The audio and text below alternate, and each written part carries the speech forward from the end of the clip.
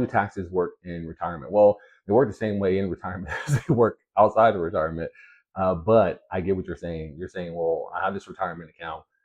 How does the taxes work on it? And now different retirement accounts are going to have different rules in how they are taxed when you withdraw them. A majority of your assets, let's say your 401k, are not taxed. They're what they call tax deferred, and they are placed in your account. They haven't been taxed. So myth that we have this myth that the government double tax you on your 401k. Like, oh, I already paid taxes on this. Like, no, you didn't. You didn't. It's in your 401k. It hasn't been taxed. When you withdraw that money, it's going to be taxed at ordinary income. And what ordinary income is your tax bracket. Now, I hear all this stuff. I'm in the 22% tax bracket. I'm in the 25%. I'm in 37. All this other stuff. It's yes and no.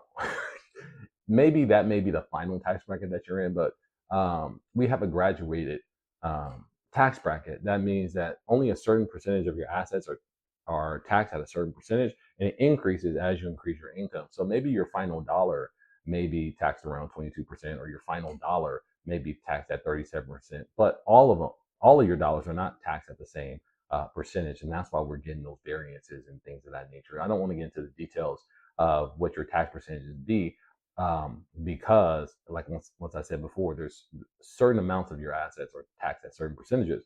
Now, when we talk about trying to avoid a higher tax bracket, what we're trying to say is that those extra dollars, let's say that extra $1,000 or $2,000, if we can somehow write that off, it doesn't have to be taxed at a higher tax bracket. We can keep it in the whatever tax bracket that those final dollars are in. So if we have additional income, we can do that.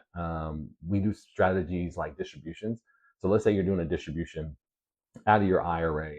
It's taxed as ordinary income. It's considered income for that year. And it's end of the year, right? It's January 28th. We may do half. We may do half to keep you out of a higher tax bracket. And then January 1 or January 2 of the following year, whenever the market opens up, we may make the other distribution. So yeah, you may have to wait 3 or 4 days in order to get your distribution, but it reduces the tax implication of those dollars. And you can save a few $1,000s depending on how much money that you're actually withdrawing and what tax bracket that you're in. But I think that's a really good strategy, but it's also understanding how taxes work. So for example, if you're below the age of 59 and a half, you're going to have an early 10% withdrawal period. So if you're 59.3, right, and you need money, can you wait that 0.2 time frame in order to get that withdrawal? Because if not, you're going to be charged that extra 10%. They don't care if it's a day early, so understanding that difference. And you're like, well, I'm 59, I should be able to take it out. No, it's 59 and a half. It's not a day earlier. So if you have, $2 million, you take it out, those 2 days that you can't wait could cost you $200,000. But as a financial advisor, we can say that, like, well, yeah, I can give you the money right now if you want to, or we can make the withdrawal. But I'm telling you, you're going to lose $200,000. Now, is it life or death? Because if it's life or death, go ahead and take it. But I'm telling you, you're going to have a huge tax bill if you do. So understanding those tax implications are going to be important. So how do taxes work in retirement? You still want to work with a financial advisor and someone who is competent. I am. So I'm an enrolled agent. So I'm a tax preparer, and also I'm admitted to represent clients in front of the IRS. There's only 3 people that can do it: enrolled agents like me, lawyers, and CPAs. Those are the only 3 people that can actually talk to the IRS without you being present. Everyone else needs you on the phone, things of that nature. But for me, I can face the IRS and say, hey, look, this is a distribution. This is what's going on. Let's make some changes, things of that nature. So it's just a higher level of representation that some people may need.